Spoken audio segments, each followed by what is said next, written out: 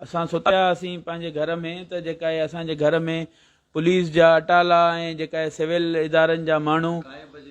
राति जो 3 बजे जेको आहे मुंहिंजे घर जा दर भञी मुंहिंजे घर में जेको आहे माना दाख़िल थी करे मुंहिंजे नंढड़े भाउ खे खणी विया आहिनि जेको लॉ जो स्टूडेंट आहे। ऐं मां उन्हनि खे चयुमि मां आहियां जसकम चेयरमैन सुनान कुरैशी, मां आहियां जेको आहे त मुंहिंजो नंढो भाउ आहे उनजो कंहिं शइ सां वास्तो ई कोन्हे, न कंहिं पार्टीअ सां न कंहिं ॿी कंहिं शइ सां। मुंहिंजो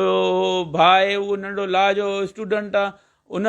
खे छो था खणो जेको आहे बसि बदमाशी करे जेका आहे मुंहिंजे घर ते सभिनी ॿारनि खे हिरासा करे जेको आहे तशदुद करे हिन नंढड़े भाउ खे जेको आहे खयूं विया आहिनि।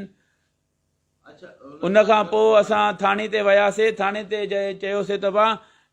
जेका आहे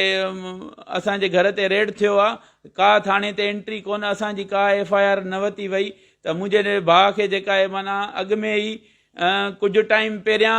मुंहिंजे घर ते रेड करे मूंखे खयो वियो, जंहिंमें मां वाज़े तौरु चयुमि त मां दहशतगर्द आहियां या मां क्रिमिनल आहियां या मुंहिंजे मथां को केस आहे त मूंखे ॿुधायो। जहिड़ी कोर्ट में चवंदो, जिथे तव्हां पंहिंजे इदारे में चवंदो, कंहिं कुंड में चवंदो बि त मां तव्हां वटि अची पेश थींदुमि, पंहिंजो पाण खे मां पेश कंदुमि त मुंहिंजे मथां का ब्लेम आहे, मुंहिंजे मथां को एलिगेशन आहे त तव्हां उहो ॿुधायो जेको आहे।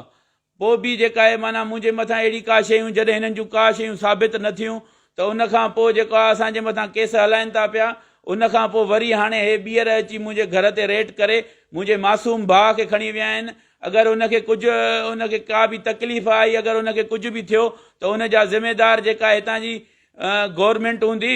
पीपुल्स पार्टीअ जे दौर में मुंहिंजे बाबा खे शहीद कयो विया। पीपुल्स पार्टी ईअं न सोचे त ईअं असां सां सदाईं ज़ुल्म कंदी ऐं असां ईअं उन्हनि खे हलणु ॾींदासीं। हाणे कुझु बि कोन थींदो, हाणे पीपुल्स पार्टी जी रस्ता रोक कंदासीं। इन्हनि जे हिक हिक जेका आहे MNA MPA जा थुकूं बुजा आणी करे क़ौमी कारकुननि खे मां चवां थो हिननि जे घरनि ते टंगनि त कीअं हिननि असांजी सिंध जी धरती खपाई आहे, कीअं हुननि जी मालकी ऐं वारसी कयो। उथो जागो, हिननि